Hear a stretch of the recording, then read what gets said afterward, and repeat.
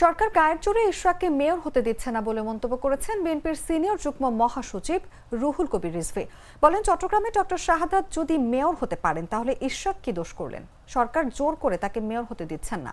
মঙ্গলবার রাজধানীর খিলক্ষেতে জুলাই গণঅভ্যুত্থানে আহত রাকিবুল হাসানকে দেখতে গিয়ে সাংবাদিকদের প্রশ্নের জবাবে এসব কথা বলেন তিনি।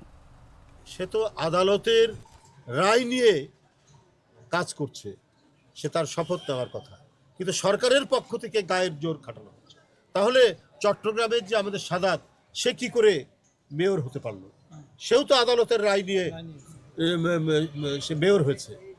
যদি একই আইন, তো একই আইনে যদি সাদাত হতে পারে তাহলে ইশরাক কেন হতে পারবে না?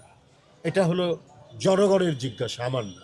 সে তো আমি যদি বুঝতাম সে গায়ে আমাকে দিতে হবে, গায়ের জোর দিয়ে একেবারে গিয়ে ভাঙচুর করে বা জোর করে তালা মারতো, সে তো এক কথা নেই। তার কাছে তো আদালতের রায় আছে, আইনের পদ্ধতিতে সে গিয়ে দেখছে যে আইনের কাভারেজ থাকার পরেও, আইনসঙ্গতভাবে সে যাওয়ার পরেও সরকার গায়ের জোরে তাকে মেয়র হতে দিচ্ছে না। তো সেই ক্ষেত্রে সেই আইনটি প্রতিষ্ঠার জন্য তার আন্দোলন করার যথেষ্ট অধিকার রয়েছে।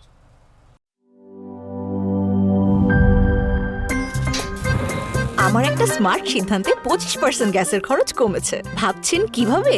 সাধারণ গ্যাস স্টোভ বদলে আমি এনেছি আরএফএল গ্যাস স্টোভ। এর সাইন্টিফিক নজল ও ব্রাস বার্নার ক্যাপ সমানভাবে তাপ ছড়িয়ে রান্না করে দ্রুত, তাই গ্যাসও বাঁচায় 25%, টাকাও বাঁচে 25%। আরএফএল গ্যাস স্টোভ নিরাপদ ও গ্যাস সাশ্রয়ী।